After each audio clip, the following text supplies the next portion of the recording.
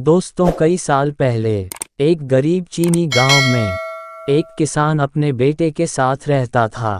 थोड़ी सी जमीन और एक छोटी सी भूसे की झोपड़ी के अलावा उसका एकमात्र प्रॉपर्टी एक घोड़ा था जो उसे अपने पिता से विरासत में मिला था। एक दिन घोड़ा भाग गया। उस घोड़े के अलावा आदमी के पास कोई जानवर नहीं था जिसके साथ वह जमीन पर खेती कर सके। उनके पड़ोसी जो उनकी ईमानदारी और परिश्रम के लिए उनका बहुत सम्मान करते थे, यह जताने के लिए उनके घर आए कि उन्हें कितना पछतावा हुआ। किसान ने उनकी चिंता के लिए उन्हें धन्यवाद दिया, लेकिन पूछा, आप कैसे कह सकते हैं कि जो हुआ है वह मेरे जीवन का दुर्भाग्य है? किसी ने अपने दोस्त से बुदबुदाया। शायद किसान वास्तविकता को स्वीकार नहीं कर पा रहा है। उसे सोचने दे कि वह क्या चाहता है, जब तक कि वह जो हुआ उससे दुखी न हो। और पड़ोसियों ने किसान से जो कुछ सुना था उससे सहमत होने का नाटक करते हुए चले गए। एक हफ्ते बाद घोड़ा अस्तबल में लौट आया, लेकिन वह अकेला नहीं था। यह अपने साथ जोड़ी में एक अच्छी घोड़ी लेकर आया। ये बात पता चलने पर ग्रामीण जो उस किसान द्वारा दिए गए पहले उत्तर को अब समझ पाए थे। वो किसान के घर आए। इस बार उसे उसके अच्छे भाग्य पर बधाई दी जा सके। पहले आपके पास केवल एक घोड़ा था और अब आपके पास दो हैं। बधाई हो, उन्होंने कहा, आपकी शुभकामनाओं के लिए और आपकी सभी चिंताओं के लिए बहुत बहुत धन्यवाद। किसान ने उत्तर दिया, लेकिन आप कैसे कह सकते हैं कि जो हुआ वह मेरे जीवन में एक आशीर्वाद है? और यह सोचकर कि वह पागल हो रहा होगा, पड़ोसी चले गए और रास्ते में टिप्पणी की, क्या वह वास्तव में नहीं समझता कि भगवान ने उसे एक उपहार भेजा है? एक महीने बाद किसान के बेटे ने घोड़ी को वश में करने का फैसला किया। जब वो घोड़ी की सवारी करने लगा, तब घोड़ी ने उसे गिरा दिया और उसका पैर टूट गया। पड़ोसी किसान के घर लौट आए, घायल लड़के के लिए उपहार लाए। गांव के मुखिया ने पिता के प्रति संवेदना व्यक्त करते हुए कहा कि जो कुछ हुआ उससे सभी बहुत दुखी हैं।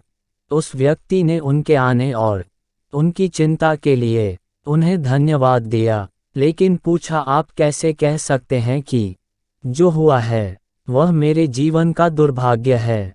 ये सुनकर वे सभी चकित रह गए, क्योंकि किसी को भी संदेह नहीं हो सकता था कि एक बेटे की दुर्घटना को पिता का दुर्भाग्य नहीं तो क्या समझा जाए। जैसे ही उन्होंने किसान का घर छोड़ा, कुछ ने दूसरों से कहा, वह सचमुच पागल हो गया है। उसका इकलौता बेटा हमेशा के लिए लंगड़ा हो सकता है और वह अभी भी इस बारे में संदेह में है कि जो हुआ वह दुर्भाग्य है। कुछ महीने बीत गए और जापान ने चीन पर युद्ध की घोषणा कर दी। स्वस्थ युवकों को युद्ध के मोर्चे पर भेजने के लिए सम्राट के दूतों ने पूरे देश की यात्रा की।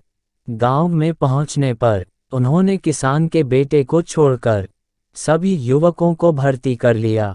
जिसका पैर टूट गया था, कोई भी युवक जीवित नहीं लौटा। बेटा ठीक हो गया, 2 जानवरों को पाला गया और उनकी संतानों को अच्छी कीमत पर बेच दिया गया।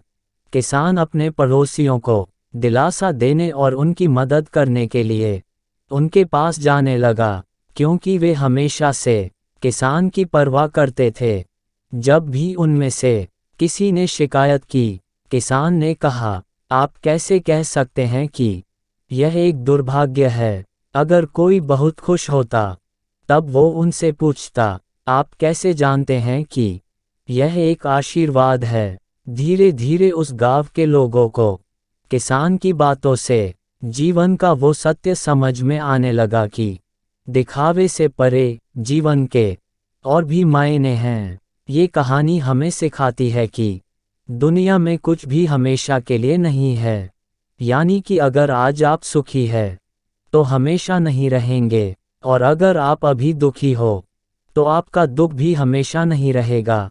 इसलिए सुख हो या दुख, दोनों ही स्थिति में स्थिर रहने में ही समझदारी है। दोस्तों, आपको इस कहानी से क्या सीख मिली, हमें कमेंट करके बताएं। कहानी अच्छी लगी तो लाइक कीजिए और ऐसी ही कहानियों के लिए हमारे चैनल को सब्सक्राइब कीजिए।